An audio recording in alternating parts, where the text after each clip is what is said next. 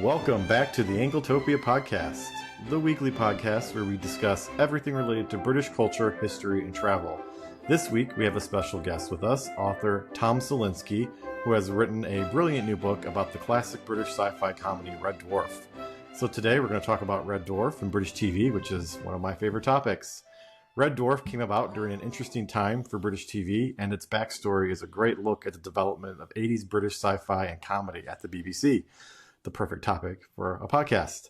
Tom is a writer, podcaster, and corporate coach living in London with his wife and two mini cats. Welcome, Tom, and your cat. Thank you for having me. Yes, and my cat Toast is very keen to be on the podcast, so she's on my lap at the moment, making it very clear that it's my sworn duty to love her and worship her, and if I dare break off to do anything else, then she will have words. Sounds about right? Yep. So, let's dive right in then. What's your Red Dwarf story? Tell us about the journey that led to writing this book and what inspired you to take on the monumental task of cataloging every episode of Red Dwarf for this book. Well, you call it a monumental task, but actually it started with an even more monumental task. It started with American science fiction rather than British. It started with Star Trek. I'd been doing a personal project to watch/rewatch all of Star Trek. I figured out that if you start with the original series and watch one episode a day, you can get all the way to the end of Enterprise, after which it went off the air for a long time, in about 2 years. Love it. Now, there seems little point doing that if you aren't going to laboriously catalogue it all. And so that became a blog, and the blog became a book. So that was out last year. And then talking to the same publishers, they basically said, well, what else have you got? So then I started thinking about Red Dwarf. And there have been a few books about Red Dwarf, but mainly covering just the first 6 series. Now, this book ended up being split in 2. So actually the first volume also only covers the first 6 series. But there is more to come if you want to find out about the later shows on digital channel Dave, or indeed other apocrypha like yes, there was one, aborted American remake, and then also things like role-playing games and abandoned episodes and TV advertisements and things like that.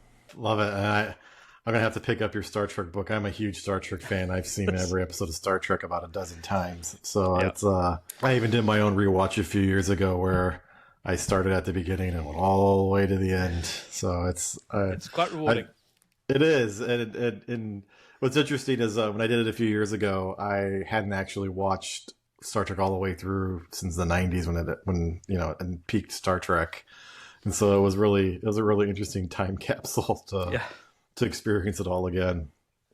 But back to Red Dwarf. We're not here to talk about Star Trek. Not this time. So I was, when I was reading the introduction to your book, there's a really interesting backstory to how Red Dwarf ended up on TV. So what's the story there?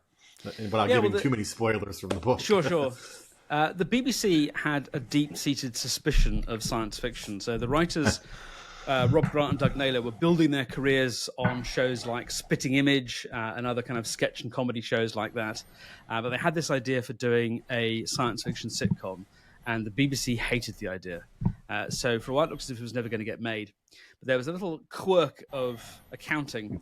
It was normal practice if you got a sitcom that they just give you another go the following year, unless it was absolutely terrible. And British sitcoms tend to come in packages of 6 episodes to a season, which I think is also connected to the fact that the tradition in British television comedy is of the single lone genius writer, instead of the enormous army of comedy minds sitting around a table all working on scripts, which is the norm in America. And there are various reasons for that. But, a very prolific comedy writer called Ben Elton, who was part of the alternative comedy boom of the 1980s, also worked on shows like Blackadder and The Young Ones, had done rather an ambitious series in Manchester called Happy Families, which was basically a riff on the old Ealing comedy Kind Hearts and Coronets. I don't know if that's something a great movie. Anglotopia has covered in the past. Similar sort of thing. So instead of Alec Guinness, it was Jennifer Saunders playing a different role in each episode.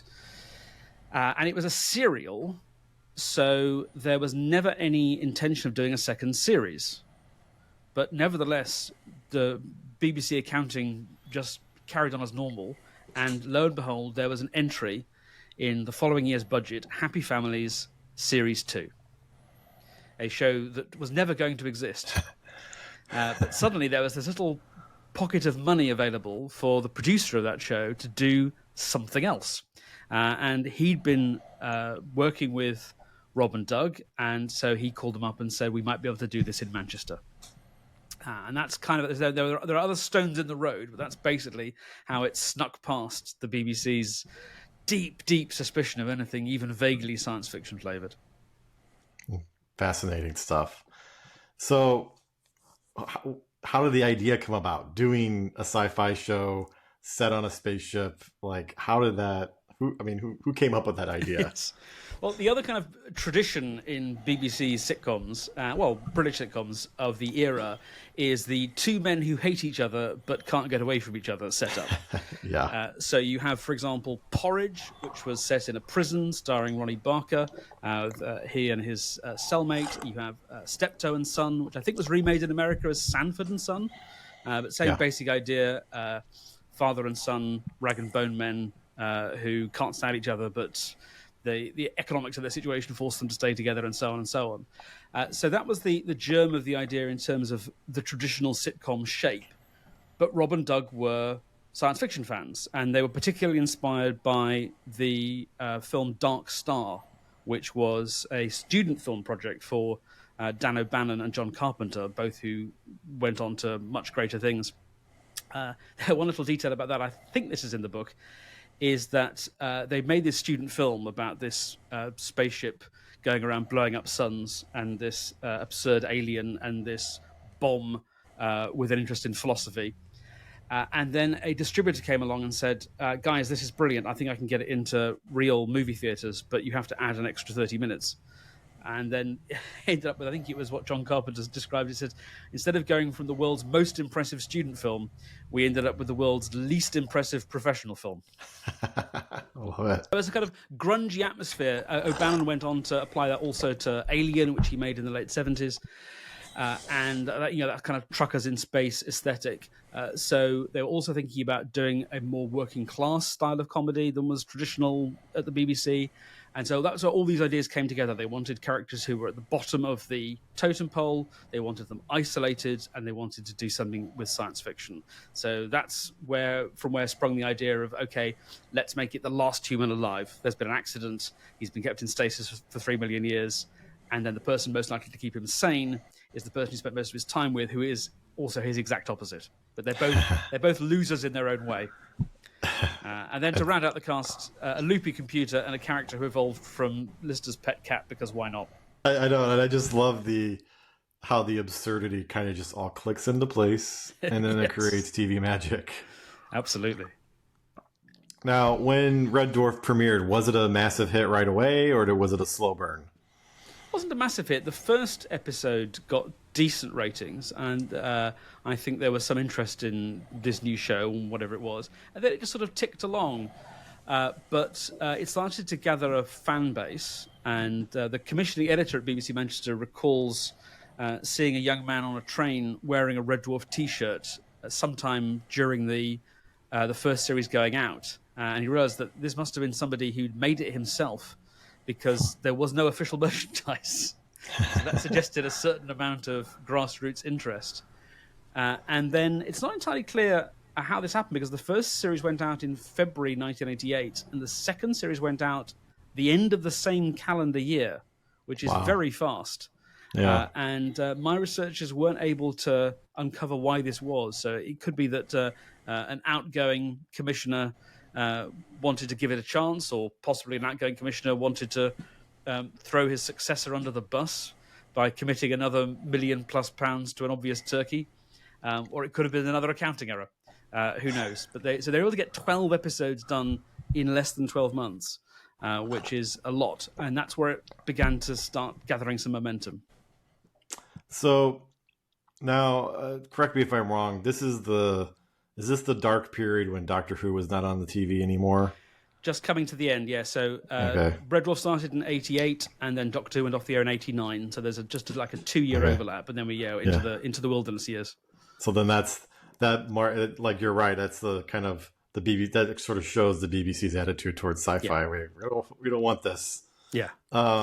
So since it was a moderate success, so then how did Red Dwarf sort of influence the British TV landscape in the 80s, particularly with sci-fi? I'm not sure it did. I think the BBC's objection to science fiction continued because also in about 86, I think there'd been an attempt to do a cop drama in space called Star Cops, which got very good reviews and had a terrific cast, but wasn't renewed for a second series. Again, I think it was just too expensive. I think the BBC's attitude was that drama is about people talking to other people, and that if you have to add spaceships and aliens and robots and so on, all it does is add to the cost without necessarily adding to the human interest. So Red Dwarf just kind of became its own thing. It was almost like they go, okay, there is an audience for a science fiction comedy. That box is ticked by Red Dwarf. Good, okay, now we can move on and make another series of Bergerac or Mind Girl or whatever we choose to do. Or another period drama of Jane Austen, right? Yes, we do the Jewel and the Crown. Some of these are ITV shows, but you get the idea. Yeah. So in those first couple seasons, and then from all of your research while you were writing this, can you share some fun behind-the-scenes mishaps or moments that fans may not know about? I mean, a lot of this has been quite extensively covered, so I'm trying to think what's the most obscure thing I found out. Let me have a little think. Do you know, actually, this isn't really an answer to your question, but just as a point of interest, the thing that actually took me the longest to find out, which you will not find anywhere other than in this book, is the original ratings for those first two series. Because there were a couple of magazines and newspapers that would regularly publish top 10s, but Red Dwarf was not usually in the top 10, even for BBC Two, during most of that time. But I eventually got access to the BBC written archive in Reading, where they have neatly bound copies of original paper reports from the ratings agency to the BBC. Which I was able to pour through and find Red Dwarf ratings. So that's a little I dotted or a little T crossed for the aficionado. You will not find that in any other reference work. What a treasure trove those documents must have been. Yeah, there's all sorts of stuff there. And actually, that's the other thing I found. They have a pile of papers relating to Series 2, only Series 2, I don't know why. But one of the things I found in there was a draft copy of the script for the season 2 closer Parallel Universe. And I don't know how well versed you are in Red Dwarf, Jonathan, but quite a lot of the episodes have like one big high concept driving it. And right. Parallel Universe is the one where, in an attempt to get back home, using Holly's Hollyhop drive, which is a genuinely dreadful prop. I mean, really, it's like school play level. But anyway, they find themselves in a world where the sexes are reversed, a matriarchal society.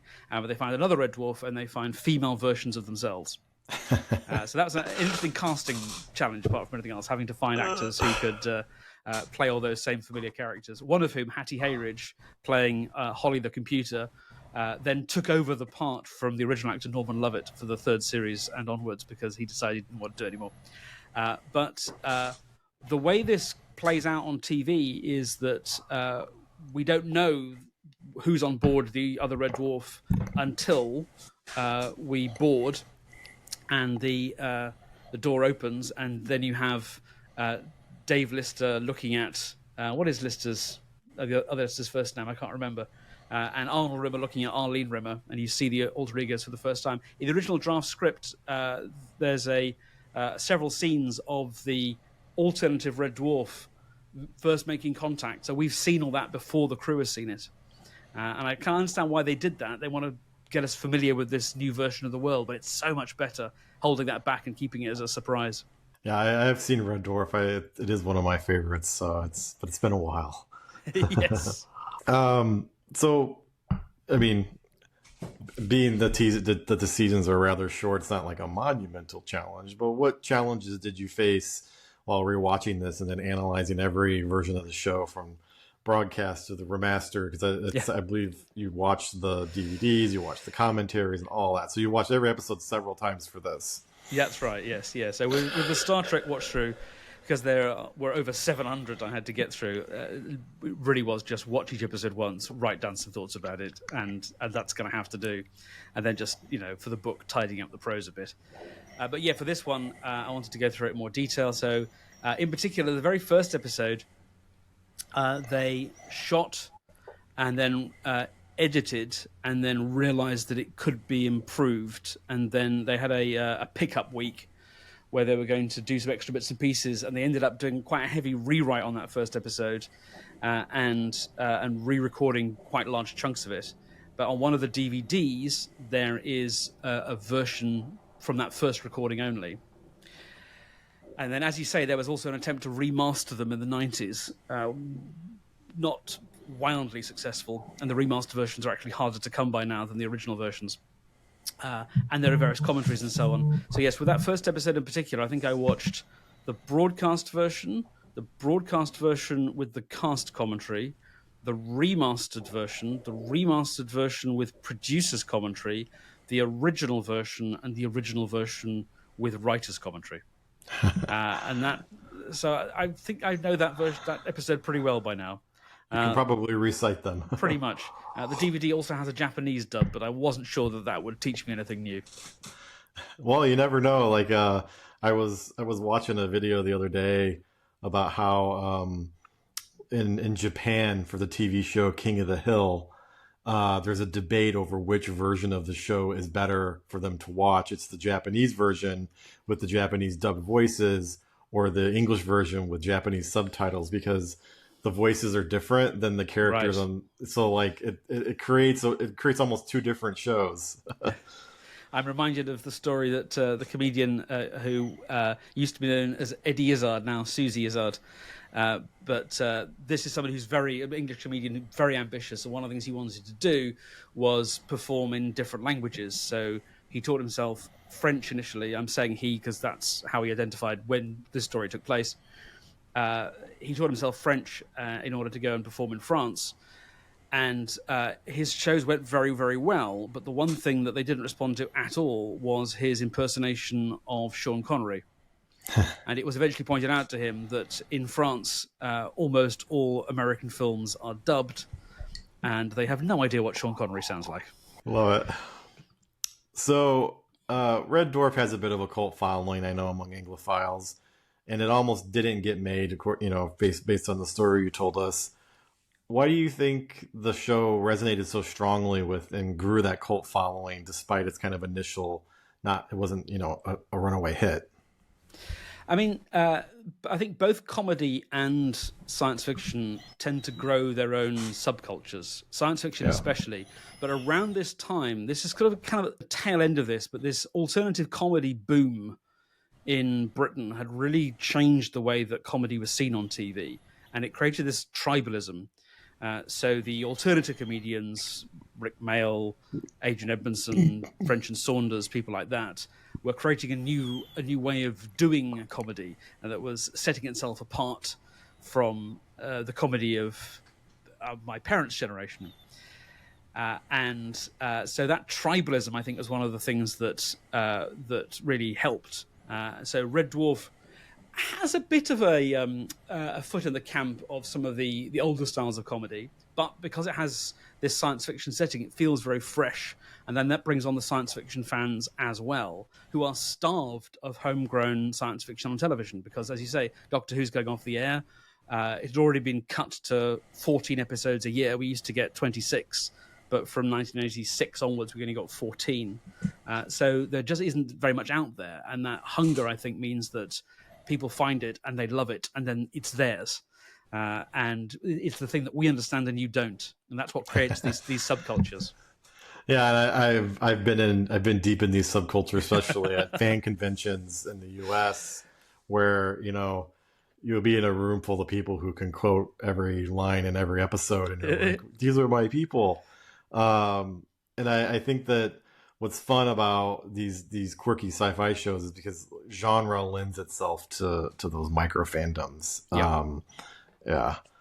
So kind of on that track, how do you one of the surprising things about Red Dwarf is that it's still actively being made, even over 30 years later. Now, how do you think sort of Red Dwarf compares to other long-running British sitcoms, not necessarily sci-fi, in terms of its longevity and impact? Does it still have an impact, or is it just still that weird show that's on the Dave channel on Preview? Yeah, it doesn't have quite the same cultural cachet on Dave. But that having been said, I think especially when it came back for those first full seasons. So there was a 3-part special event thing in I think 2009, Back to Earth, which is generally seen as not being very successful.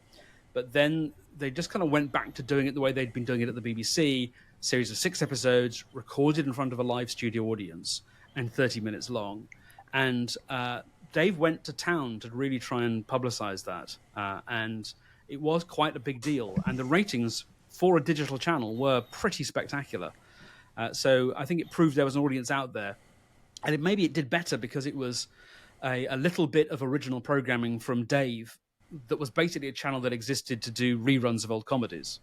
And I think that meant they really wanted to get behind it. Whereas if it had been on a slightly apathetic BBC, they maybe wouldn't have pushed it quite so hard.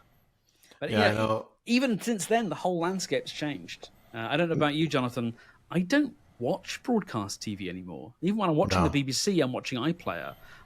Everything I watch is on streaming services at my leisure. So the whole model of broadcast TV, and you have to be in when it's on or you miss it, which was still a thing in 2009. For me, at least, isn't a thing at all anymore.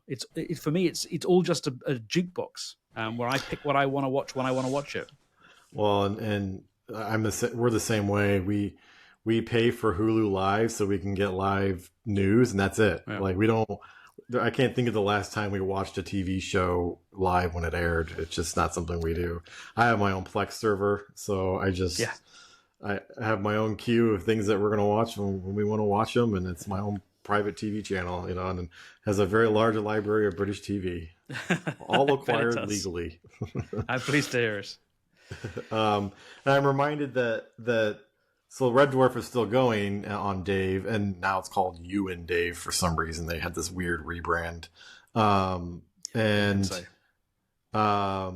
they also tried to bring back another 80s comedy, Yes Minister. They brought back Yes Prime Minister for a short series, and that wasn't a hit. And so, no. But key difference, because the Yes Prime Minister reboot was off the back of a moderately successful play version. Yeah. With some very good people in it, including Henry Goodman as Sir Humphrey, who's a wonderful actor. But I think when you go and see like a play version of something, you'll be a bit more tolerant of, this isn't the actors I'm used to. Like there's a production of Back to the Future in the West End at the moment, and no one's going to go and see that expecting to see Christopher Lloyd and Michael J. Fox. Right. But when those same replacement actors pop up on TV and it's all shot the way the old Yes Prime Minister was, it really matters that it isn't Nigel Hawthorne and Paul Eddington. Yeah, it didn't really gel. There's just no getting away from that. Was one of the extraordinary things about Red Dwarf is certainly in terms of cast, how stable it's been. So Robert Llewellyn joined the cast with the beginning of Series 3. Everyone else in that core quartet has been with the show since the very beginning. Yeah. So although it has developed and it looks very different to the way it looked in 1988, and it's maybe got a bit more sophisticated in some ways in terms of the storytelling, but it's remained very, very consistent. Whereas you look at a lot of other really long-running shows and either haven't developed at all, like My Family, which has spat out hundreds of episodes, but I think they all pretty much look the same. I'm not a devotee of My Family. I think I've seen 2 episodes out of the 300 or so that they've made. So they tend to be incredibly static. We've got the formula, we're just going to keep doing it. Or like Last of the Summer Wine, which is the other really long-running British sitcom I can think of. The cast keeps changing in small part with that one because it's a story of 3 old men. Right. And if you begin with that, you will have to replace the cast at some point. Yeah. And after a while, you don't even notice that they've been replaced. Yes. So changing track a little bit. So you have written a lot about Star Trek. And like I said, I got to get this book. How how does the humor and storytelling of Red Dwarf differ from more traditional sci-fi like Star Trek? Because Star Trek is famously almost humorless. Yes. So, unless you're watching Deep Space Nine. Yeah, it has a sort of solemnity, almost pomposity. And one of the things that Red Dwarf exists to do, I think, is to pop that pompous bubble, which is what's so fun about it. One of the things that Rob and Doug said they were trying to avoid was making Red Dwarf Star Trek with jokes. And certainly what I found on my rewatch is the very best episodes, the ones I really responded to, tended to be the ones which really dug into the characters and like who they were, sometimes in like science fiction inflected ways. I think Polymorph is a really key episode from, I think, the third series, where they meet a creature that feeds on emotions and sucks a specific emotion out of each of the characters. So we get to see the cat without his vanity, we get to see Rimmer without his anger, we get to see Lister without his fear, and so on. And that's just a great way of digging into who these characters really are. But you can't do it on My Family or Parks and Rec. It can't be done. You have to have the science fiction world in order to allow something as crazy as that to take place. If you were doing that on Star Trek, it would all be about the physical calamity which had befallen the crew. So a very bad, quite fun but quite bad episode from Next Generation's 7th season. I think it's called Genesis, where all the crew start mutating. So it's the same basic idea, but it's uninterested in who these people are and only interested in how much latex Michael Westmore can bring to bear. I usually skip that one on a rewatch now at this point. It's interesting you say that because like some of the best episodes of Star Trek are the bottle episodes where they don't leave the ship and it's just all plot and a character interaction. And Red Dwarf is kind of almost a large majority a bottle show. They rarely leave the ship, and because of the budget constraints, and so it makes the stories more creative, and it makes the focus on the characters. Yeah. So the episodes of Red Dwarf I tend to like less are the ones where it's the gang visit the planet of the fill in the blanks. And the trap there for Red Dwarf in particular is that it tends to genericize the characters because all the emphasis is on how interesting or funny the planet of the blanks is.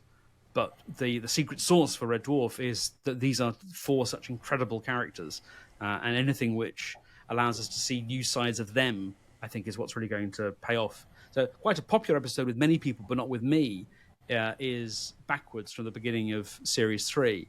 And one of the things I don't like about that is it all just feels like all the humor is coming from things going backwards, and almost none of it is coming from our regular characters, even to the point of Rimmer and Crichton end up making money in this backwards world as the incredible Reverse Brothers because they can drink a glass of water forwards, and the population of this planet find that incredible. But why isn't Rimmer screwing this up? He screws up everything else. Why is he suddenly finding success? So it's a less interesting version of Rimmer, and therefore a less interesting episode for me. Well, and talking about character there, and you kind of touched on this at the beginning, but what do you think makes these characters like Rimmer and Lister so beloved by fans even after all these years? Is it that they kind of took the traditional pomposity of shows like this, focusing on the captains and commanders and focusing on people in the lower decks, so to speak? That definitely helps. And especially after it had been running a little while, that alchemy which happens in really good sitcoms started to take place, where the writers become influenced by what the actors are doing. The actors get more comfortable with the characters and can push what's on the page a little bit more. And that kind of blending starts to take place because Ray Galton and Alan Simpson, who wrote the Steptoe and Son and wrote a lot for Tony Hancock, impressed on the writers. They were sort of mentoring them a little bit. Impressed on them the importance of hiring really good actors, because they said, the jokes will be on the page. What you want is really good actors who can sell the truth of the relationships. And then they ended up with a stand-up comedian, an impressionist, a dancer, and a performance poet. But it was the chemistry. The chemistry was right. And in particular between Lister and Rimmer, whose relationship is at the heart of the show. And I think what makes it work is you have 2 losers. But one's a happy loser who likes himself, who's content with his lot. And one is a frustrated loser who hates himself. And that's a really interesting dynamic. And that is still paying off years later, 70 episodes later. You still see that paying off in the special that was out a few years ago. Well, yeah, and that makes the characters timeless, and they, that makes them. Even if you ignore the low budget sci-fi-ness of it, the show could have been written today. I mean, So, with more new Red Dwarf episodes confirmed for next year, what are your hopes and expectations for what's to come? So, first of all, I'd say that there's quite a lot of weight on that word confirmed. Lots of rumours are circulating. Some of them are coming from the cast, but I haven't heard anything that I would call confirmed yet. All sorts of things could happen. It seems as if the intention is there and the willingness is there. Whether that will actually result in more episodes remains to be seen. I was actually really pleased with that last 90-minute special. I thought it was a really nice blend of nostalgia, remember this show and how good it used to be, doing something new with the characters, going back into the show's history, and so I would be delighted for them to have another go at that. The last full series, I think, for me, the needle just tipped a little bit too far into nostalgia and fan servicing, which is, it's always fun when it happens, but you can't gain new fans that way. But I have a hunch that someone who had never seen Red Dwarf before could have watched The Promised Land and still got a lot out of it, because there's almost nothing you need to know about the setup that isn't explained on screen. So, as we said at the beginning, this is the first volume in this book. So, are you already writing the next volume? When can we expect that to come out? It's all done. So basically, what happened was I pitched the book to the publishers. They liked it. I wrote it, and then they said, "Can you cut 40% out?" And I said no. And then for a while there was an impasse, and that was resolved when they said, "How about doing it in 2 volumes?" Nice. So it's all written. So the only thing that might change is if between now and the final proofing stage, new episodes of Red Dwarf air, then I will try and include those. But at the moment, the book ends with... because the other thing that had happened, apart from COVID and lockdown, was the writers were suing each other. Oh, dear. So everything kind of ground to a halt. The writers had split after the first 6 series, and so it was all up to Doug Naylor to write and, in fact, direct the later episodes. But Rob Grant still had an interest in the show, was still a shareholder in the company that held the rights, and then, for various reasons, a dispute emerged. And so just as I was finishing the book, news came that the 2 men had resolved their differences and the court case was over. I hadn't reached court. It was just, lawyers sending each other. I've read them, increasingly demented memos back and forth. Jarndyce versus Jarndyce, right? Yes, absolute minutiae, such as whether the design of Crichton's mask is a thing which could be said to hold intellectual property, copyright or not. I mean, just insane stuff. But so the book ends with, it looks as if there might be more Red Dwarf in the future. And while that means that this volume won't remain definitive for very much longer, I'm absolutely delighted by the news. So, Red Dwarf aside, and I don't know if you can talk about it, what are you working on next? What show are you going to dissect next? That hasn't been decided for the moment. I'm not working on any new books about this. I've got a play coming to the King's Head in Islington in spring of next year, which is a historical look at 3 big beasts of the Labour Party.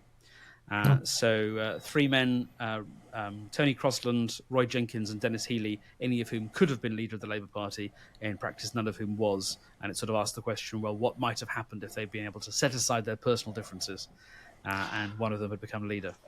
That sounds interesting. Yeah. It ticks my boxes. I love British politics. So, based on your sort of knowledge of British TV and shows like Red Dwarf, Why do you think it has such international appeal? Because, like I said, I know it has a cult following here in the U.S. with Red Dwarf. What do you think it makes British TV appeal worldwide? I mean, because the Americans, I don't know if you're aware of this, Jonathan, America is particularly adept at exporting its own culture. Yeah. And it's done it in such a way that we sort of imagine that the American take on things is the default. So Americans also, again, I'm not sure if you're aware of this, Jonathan, tend not to be particularly good at learning other languages. To be fair, this is also a problem that we have in Britain. The problem is English is the world's second language. Right. So wherever we go, they've already learned English. We don't have to bother.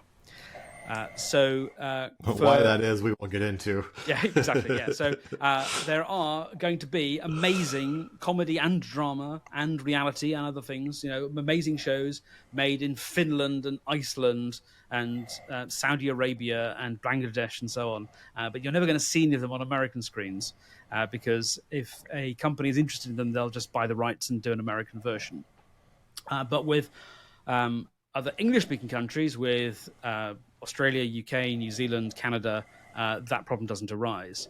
But also, Britain, I think, is particularly good at repackaging its own culture and exporting it. I think one brilliant example of this, a show that was beloved in America, and you can see the budget leap when the American money turns up, is The Avengers, which was made through the 1960s. But he's really, certainly as far as John Steed is concerned, really he's an Edwardian adventurer. This is not Emma Peel is a bit more swinging 60s, but it's a world of, it's virtually P.G. Woodhouse. It's a world of everyone being incredibly proper and having elegant cups of tea and wearing beautiful three-piece suits and so on. And so that kind of packaging of Englishness, I think, is very appealing. So I think it is. I think whereas an American, whereas Star Trek in Britain is science fiction, Red Dwarf in America, I think, is British science fiction and British comedy, and it's the Britishness, which to us is normal, that has the appeal. Whereas nobody watches Star Trek because it's American, because American stuff is everywhere. You can't escape American cultural hegemony, right? Absolutely not. Nor would we wish to. So many wonderful things have come out of America. Speaking of American remakes, now, from what I understand, they attempted to remake Red Dwarf for America. Please tell me how that went. Not well. Some of the right ingredients were present. It was an early go at showrunning by a man called Linwood Boomer, who would go on to create Malcolm in the Middle. This show is not Malcolm in the Middle. No. And so the Rimmer was offered to Chris Barry, but he didn't take it. Crichton was offered to Robert Llewellyn, and he did take it. And then everyone else was recast. But even though the original writers were flown over to LA to work on it, they never saw eye to eye with Linwood Boomer, and he had all the power because he was the studio's pick. You can see various versions of this floating around the internet. But crucially, they don't understand how the Lister-Rimmer relationship is supposed to work, and nor do they put anything newer or more interesting in its place. Like the American version of The Office, which was such a phenomenon, ran for so long, and was this, as I understand it, this unbeatable ratings leviathan, got good when it stopped trying to copy the British Office. Yeah. When it just took the premise and allowed the characters to be themselves. And I remember there's a moment, I think, in the second season of the American Office where it looks as if Michael Scott has completely blown this deal by taking this guy to Chili's and making crass jokes. But actually, he gets the deal. Something that would never have happened in the British version. The British character could never be allowed to win. David Brent would never be allowed to win. Can't remember if this is in the book or not, but somebody pointed out to me once that as general trends go, a typical episode of an American sitcom begins with a problem and ends with a resolution. Yeah. But a typical episode of a British sitcom begins with an aspiration and ends with dashed hopes. Or a problem, right? Yes, or a worse problem. And actually, it's interesting that there's one very popular American sitcom which does tend to hew to the British model more often than not, and that's Frasier. Yeah, you're right. And that's one of the best comedies of the 90s is Frasier. And even the new one kind of still follows the same format, and it's very popular. Yeah. So, is it? I know it's come back for a second series, but people are watching it and liking it, are they? yeah, I mean, it's on Peacock, which is like the 10th ranking streaming service. So, like, success is relative. Sure. But, I mean, enough people are watching it that they spent more money on another season. So, you know. I thought the first season was fine. It didn't defend me, but it's nothing like as good as the original show at its peak. It's interesting you picked that model of British comedy. Yes Minister and Yes Prime Minister follow that perfectly. Yes. Every episode is the minister or the prime minister wanting to solve a problem.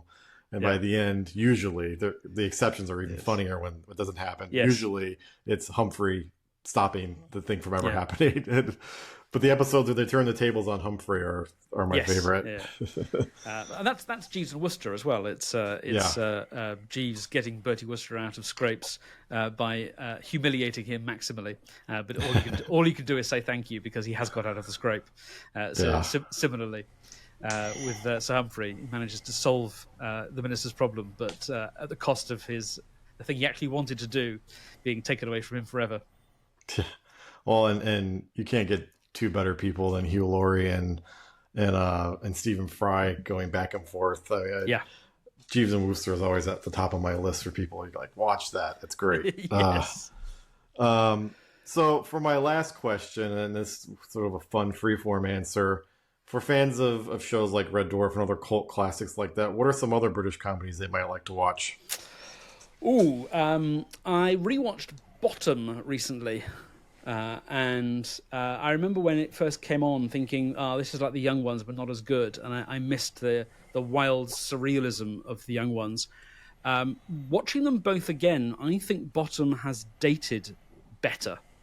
The Young Ones is so ambitious, but the limits of what you can achieve in a television studio in 1982 are vastly apparent throughout. Whereas Bottom is much more self-contained because it's largely, in fact, several episodes are just two men in a flat. And it has this kind of existential angst running through it. Actually, similarly to a similar sub-theme in Red Dwarf. Lister is the last human alone in the universe. And in Bottom, Rick Mell's character is destined to die a lonely virgin. But that kind of pain of existence is just this little extra theme, a little kind of bass note running along underneath. And then on top of that, you have brilliant comedy performances from some great guest stars, extraordinary physical violence, and some very, very funny lines. So that's definitely worth revisiting. And actually, they did, I think, 5 live shows, which certainly the first 2 are tremendous. And again, it's just 2 actors on stage now for an hour and a half with an interval. But they recorded one performance of each of those, and those are all available on DVD as well.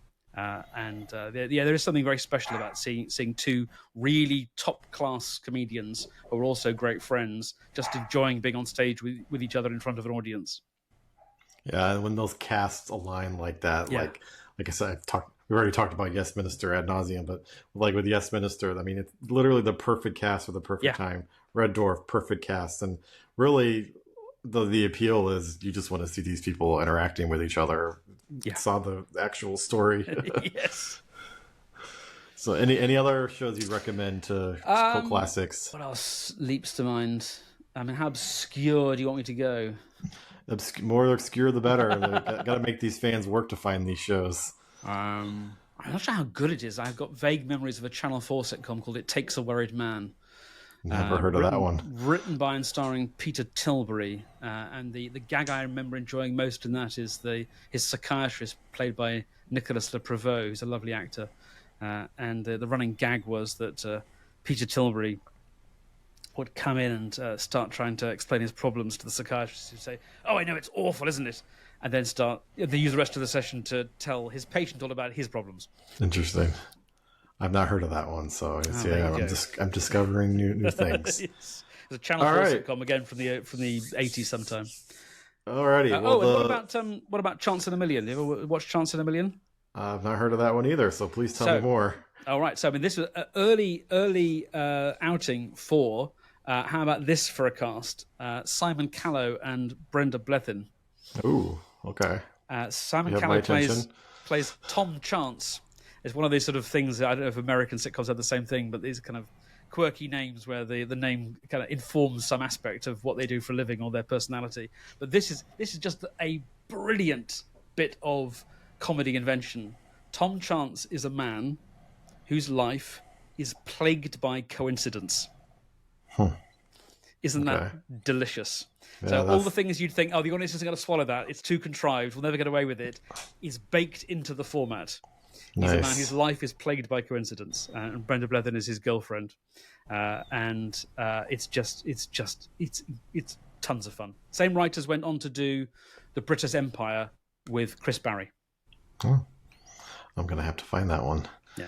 So, all right. Well, the book is Red Dwarf: Discovering the TV Series, Volume 1. It's out now from booksellers everywhere, and we'll put a link in the show notes. Thank you so much for talking with us, Tom. It's been a lovely chat about British TV. Thank you very much for having me, Jonathan.